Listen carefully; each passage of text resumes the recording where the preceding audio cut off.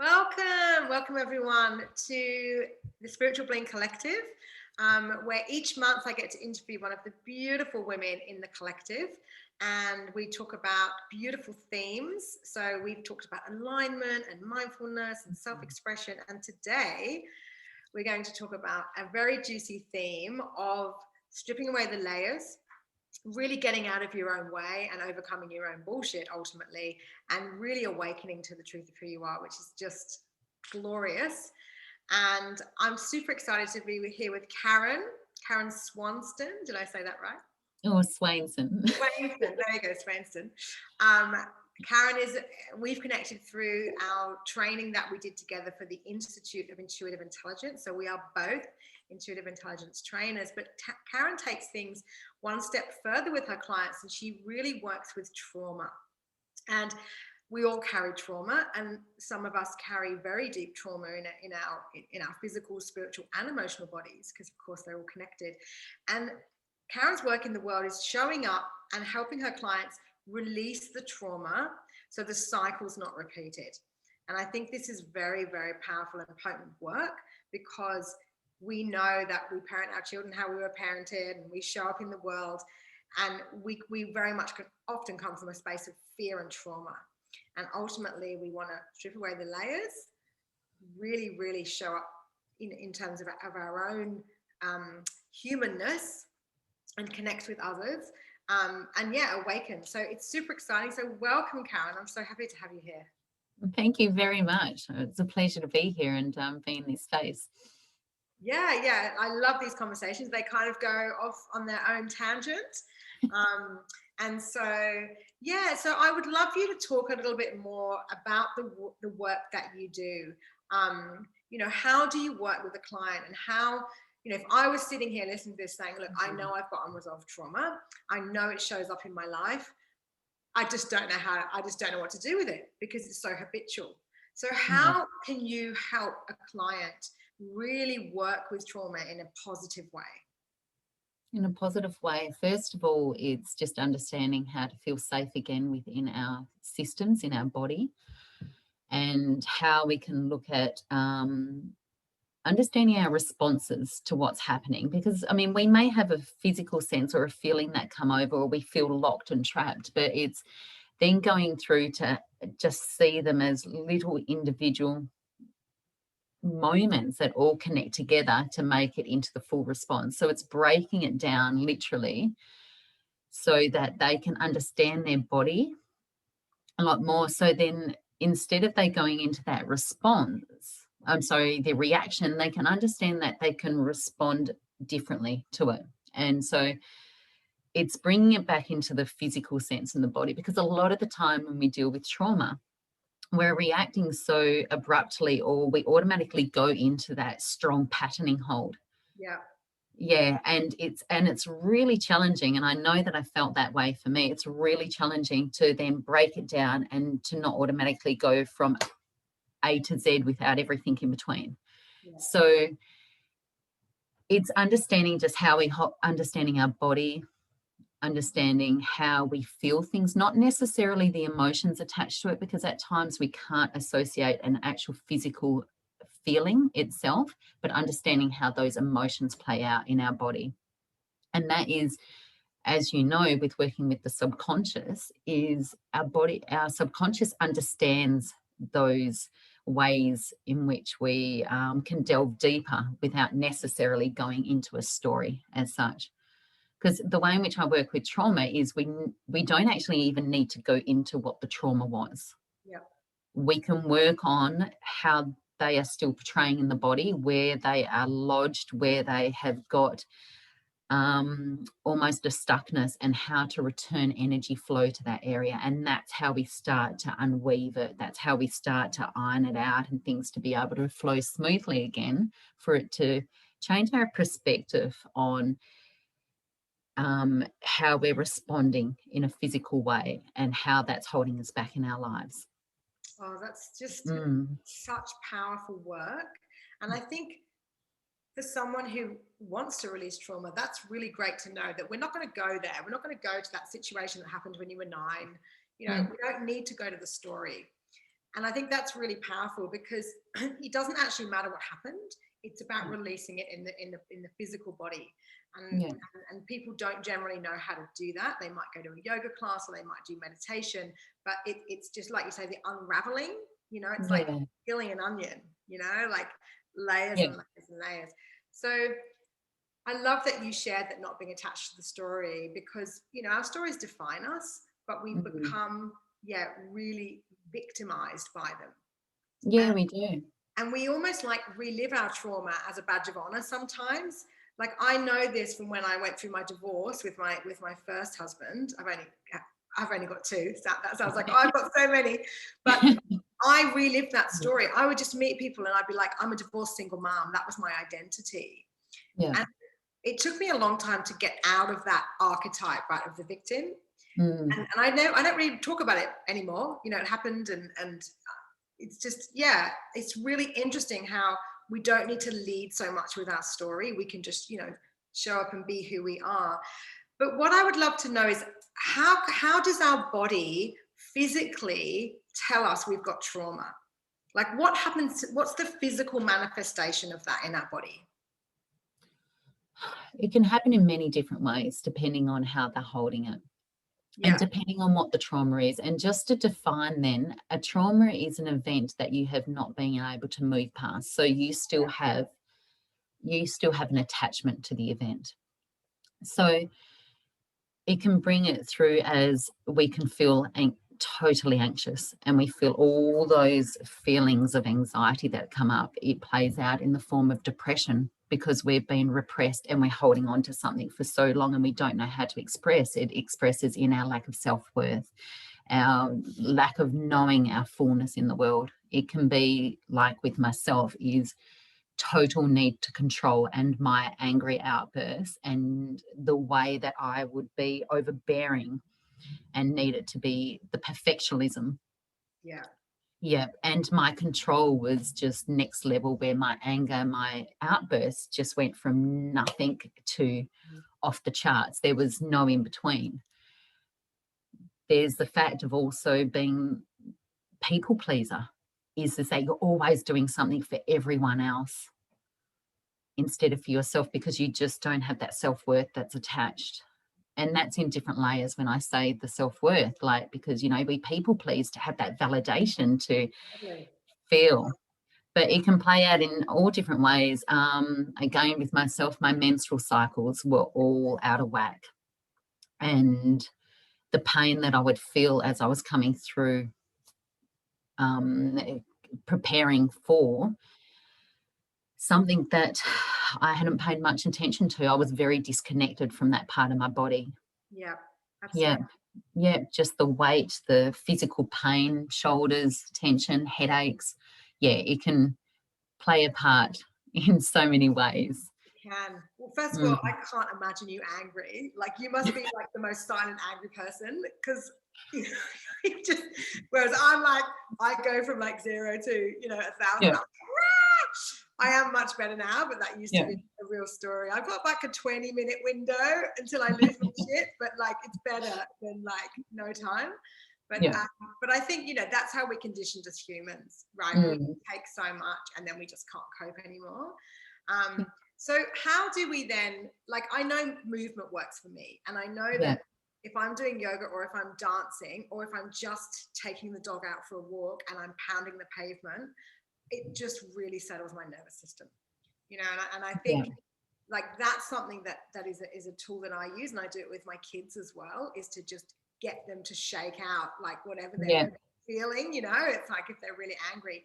So I'm sure movement plays a big part in resetting the nervous system. And so like how would you work with a client then? Because like you say, you've got physical, spiritual, emotional, and they're all completely linked, right? Yes. And what I teach in terms of well-being is, if you don't release the trauma and the stress and the worry and the anxiety, over time it will become chronic, and then you will get physical manifestations like hormones out of balance. It could be a cold, could be something much worse, but it will manifest physically in your body. And that's why it's so important to tune in and listen. Like, what is your body saying to you? Because I feel many of us are very disconnected. Yeah.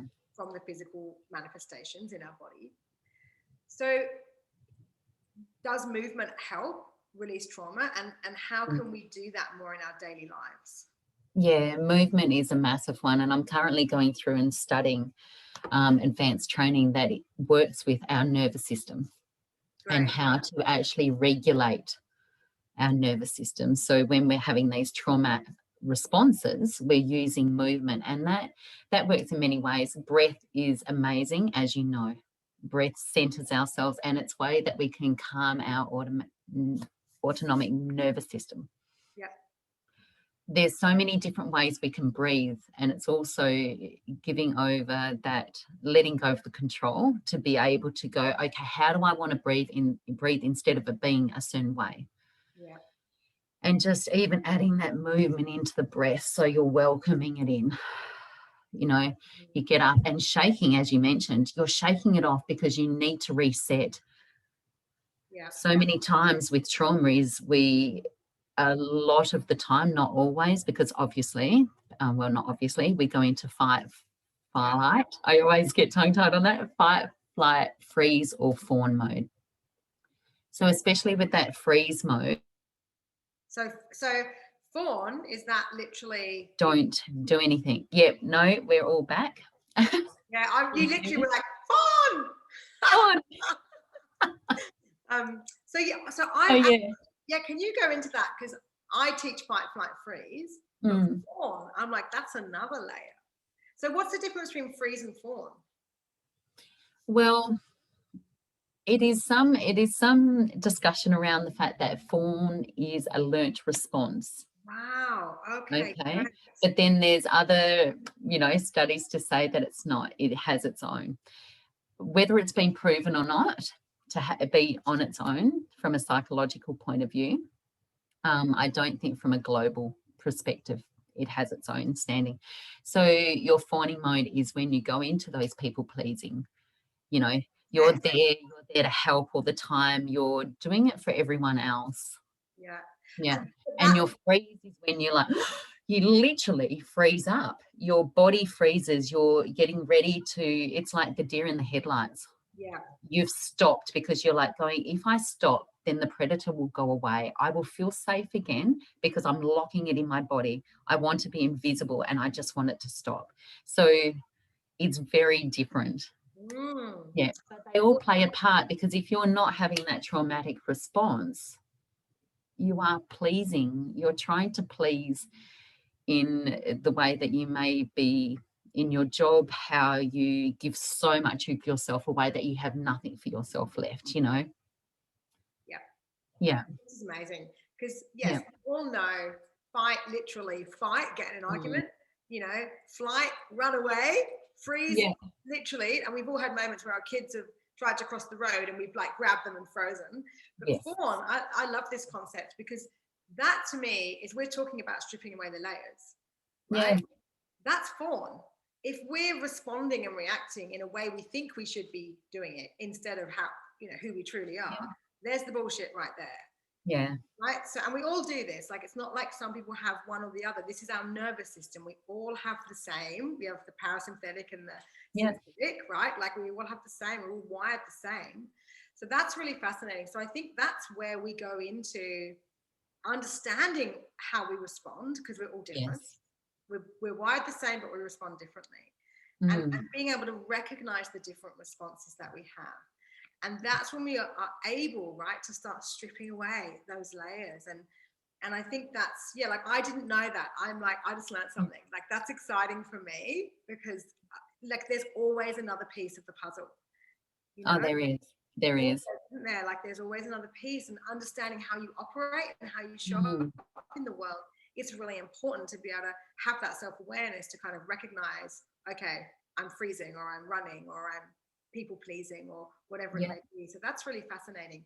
So when we talk about stripping away the layers and really awakening to the truth of who we are, like, who are we? Yeah.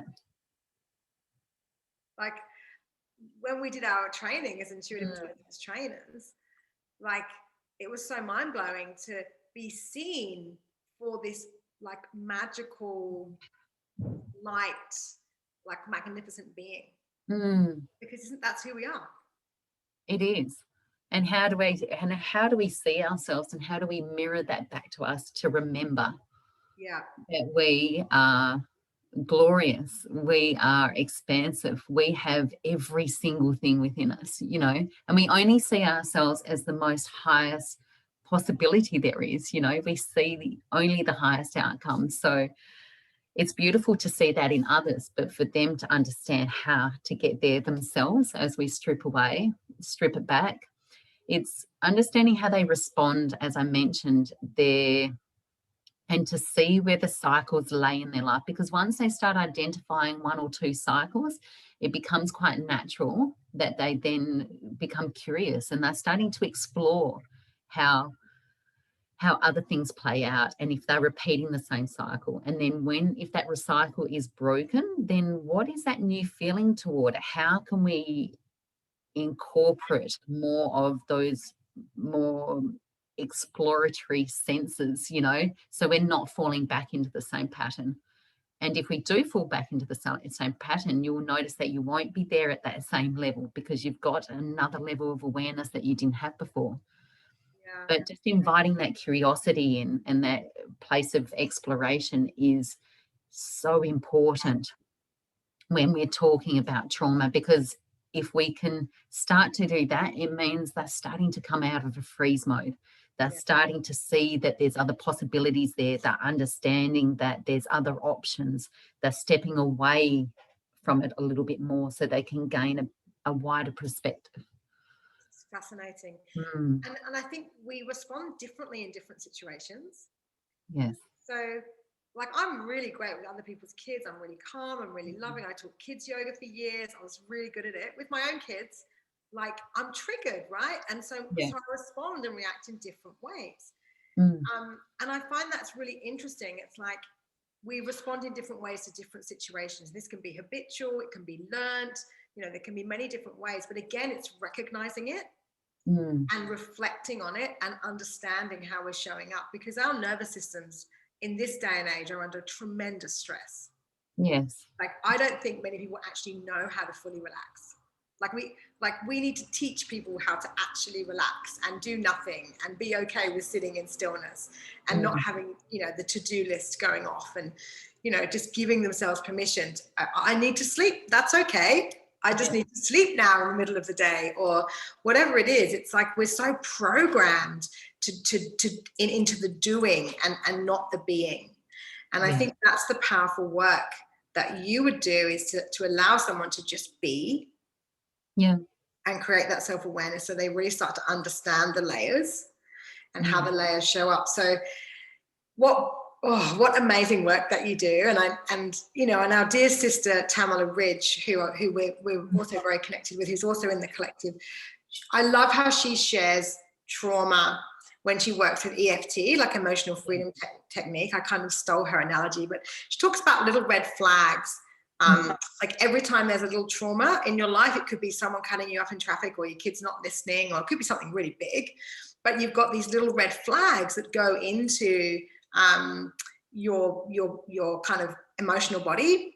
And then EFT works with the meridians, which are the energetic points on your body, to help unlock some of those little red flags. And I love that description, because you can literally imagine them, right? Like, appearing. And it's like a video game, and you have to like get rid of them. And also, from all the work that and the study I've done with psychology and mindfulness, like, our mind doesn't know the difference between a real and a perceived threat. So we're kind of constantly having these experiences where these flags are imprinting. And so this is the release of those little traumas, and then over time we can tackle those. But like I say, you don't need to go into the story. You don't have to say, it's just knowing how it goes in and knowing how we can start to release it. So I'd love for you to share, if you feel comfortable, a practice that can help us unlock that and maybe start to get rid of some of those little red flags. Yeah, definitely. And I am a level 3 practitioner for EFT. So I love that explanation as well, because it's so true. And yes, our subconscious doesn't know the difference between what's real and what's not real.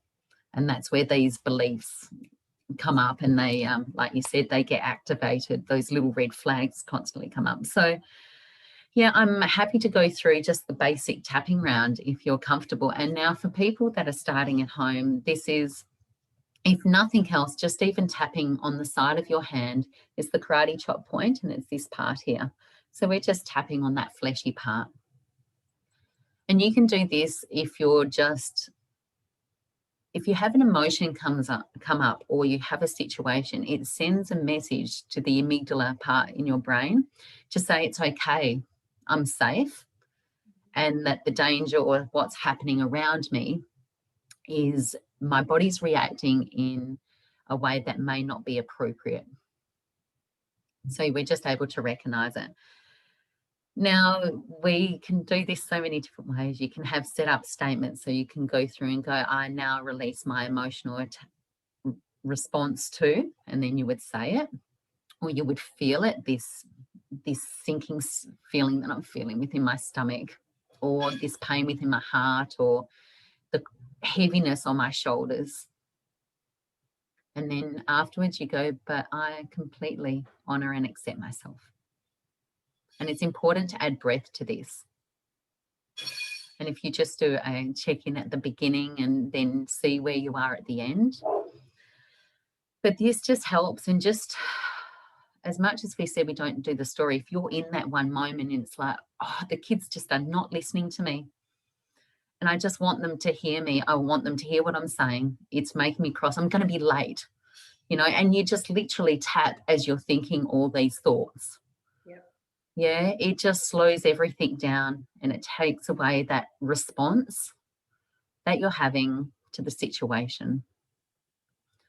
And then you're able to approach the situation differently because you're taking away the emotional loading behind it, or you're softening it. We're not always taking it away, it's softening that response to the point that you'll notice a shift within your body. And it might be your breath, or you might feel your shoulders slightly sink back, or you might not be in that vigilant alert stage where your body's forward. You might all of a sudden feel like you're sitting back. Yeah. And there's other tapping as we go through the body, and I'm just going to talk and I'm going to just take us through it. So like I said, we've got that set up where we're just like, start tapping. Doesn't need to be on anything in particular. It could be just on that one particular thing that we're dealing with. And as we go through, you can just vent it out. If they could only just get ready on time. And then I wouldn't be having to rush, and it's going to ruin my day because I'm relying on them. And I wish that they could just listen and do it the first time instead of me having to repeat it constantly over and over again. I feel like no one's listening to me. I feel like no one's going to hear me. And then I'm just a broken record, stuck on the same recording constantly. And man, I just wish I could explode right in this moment, and it's driving me absolutely nuts. And normally as you go through it, you'll feel like to go, oh, you know what? Let's be a bit real here. What's happening? Oh, that's okay. The kids, you know, if I just calm down a little and if I'm not rushing them, then they're able to stay on track a little bit more. And they'll get it done probably quicker because I'm not rushing. And if I'm feeling crappy, they're going to feel crappy too. But there's actually not a problem. Maybe I could help them. Maybe if I calm down, they'll hear me too. And that feels good to recognize that if I'm just settled, then they're settled, and our morning just goes a lot more calmer. And it's okay to maybe have a little laugh and a giggle at how I've just overreacted then, and let them giggle with me. Let them join in and have that bit of moment. And then just when you're ready, or you feel that shift again, so you can just stop tapping and you take that beautiful deep breath in and you're letting it out. So I just find with that process, just that simple process is you're tapping to get you vent, you're letting it out, you're hearing yourself, you're giving it a voice, so to speak, because then once you give it a voice and you're noticing it, it's not having such a hold over you. And you'll feel a physical shift within your body, or you'll notice that your body structure, or, you know, the other little trick is that if you do feel yourself in that like attack mode, that like, you're pent up, you physically change your body, bring your shoulders back, move your jaw around a bit, wiggle your spine so it's not locking in, change how your pelvis is. Put your foot backwards and lean into it. It means then that you're not in an attacking mode. You're not ready to leap. So, you know, it's those little things. How can we change our body along with it? And then it changes the way that we see the situation. We're like going, okay, let's be real here, you know, let's calm down a bit. And you're able to soften in, breath, and you're connecting not just in with your breath and yourself, you're connecting in with your outside environment. And connection is so important, because a lot of the time with trauma, we just disconnect in some way or form. Yeah. So it's bringing in those connection strategies of what works for us and connecting in with ourselves. Beautiful. Mm. Yeah, it's really, you know, when we're regulated, you know, when we're emotionally regulated, we can deal with so much more. But as soon as we become dysregulated, life definitely becomes a lot harder. And what I also love about tapping is something that I love to just tap in the good feelings. Yeah. So, like, I remember, I mean, I've used I love tapping and I use it all the time, but when my little one wouldn't sleep, you know, my third baby was just, oh my goodness, like just did not want to sleep. And I'd be tapping and like trying to get him to sleep because I'm obviously anxious and I'm like, oh my God, just go the F to sleep and so type. But then I tap on him too, you know, tap on his little, it's just a few little points on babies you can use. Yeah. And, but I remembered like tapping in the calm and the good feelings and all of that as well. And I think that's really powerful to tap on the story, tap on the negative, like really go into the feeling, but then be like, yeah, like you say, actually, it's really not so bad. I'm just making a big deal of it. Like, you know, I'm going to have a beautiful, calm feeling now. I feel joyous. My kids are beautiful, you know, like whatever it is, whatever you're going through, like tapping in the good vibes. And I think that's something that I really love as well. So, you know, And just release within your body. Yeah. So as you were mentioning then, like notice how they are. I feel so much more peaceful. Yeah. I feel calm. Oh, you know, isn't this how we want to be feeling, you know? Yeah. Yeah. So I did, funnily enough, share a post on my social today about, mornings are so chaotic. And my eldest, he had a nap plan today. He just did not want to get out of bed. And it was just like, and my husband just went, do you want me to do the drop off? And I was just like, yes, you know, like I hadn't even had a shower. And I just took the dog for a walk, and like my favorite spot where we live now in the bush is we open our garage and we just see trees. You know, it's just so beautiful. And I just sat there and had my cup of tea with the dog, and I was just like, oh, the moment of bliss, like rushing around dropping off the kids. And I was very grateful in that moment that it was just like, I just want to sit here. You would have felt so supported. Yeah, so supported. so supported. And morning routines are, well, it's just wild. It's just totally wild. Like it's like I'm on a game show where it's like quick, you know, you've got like 3 minutes to fill a trolley and you can keep what's in the trolley, but you've only got 3 minutes. It's like just trying to get them out the door. But yes, tapping is, and I associate it because I think we often forget, right? We're in the moment, we're rushing, you know, we've got all the things, and quite often it's like when I'm in the shower and I actually turn the taps on, I remember to tap, you know, because it's just the visual reminder of I turn on the tap and then I can be in the shower and the water's rushing, and I just really find that helps me release a lot quicker, like that beautiful sensation of the water washing away whatever it is that's bothering you. So that's a little trick as well with EFT. But thank you so much, Karen. I appreciate your time so much. And we really would love to invite anyone who watches this interview. We will then meet in circle in 2 weeks on 26th of May. And it's a super potent full moon. It's a flower moon. I was like, oh, exciting. And it's at 8 p.m. Australian Eastern Standard Time. And at the actual time when we'll be in circle, where we'll dive deeper into this and we'll talk more about trauma and releasing and all of the things that we've shared today, and you get to come and share your own experience of that. And I find the women that come to our circles, they go really deep as well. And so together, like collectively, we can really speed up that process. So you're very welcome to come and join us in Circle. And of course, you're very welcome to join us in the Spiritual Bling Collective, where you receive beautiful earrings, custom designed, and obviously, yeah, I love those ones. They look so gorgeous on you. My favorite. They're beautiful, and they just hang so nicely. Yeah, not too big, and they're everyday wear. So yeah. Thank you so much, my love. And people, how can people find out more about you? Well, they can sign up to my mailing list. Otherwise, I'm on Facebook, and I'm working on a program at the moment that is introductory to introduce them on how to connect in with their body more.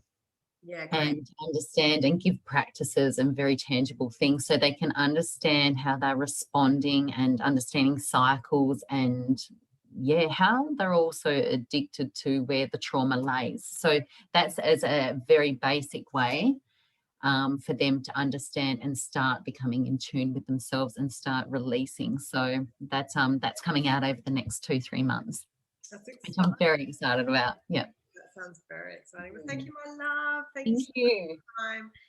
And I will share links to the circle for you to come and join us as well. Bye. Bye.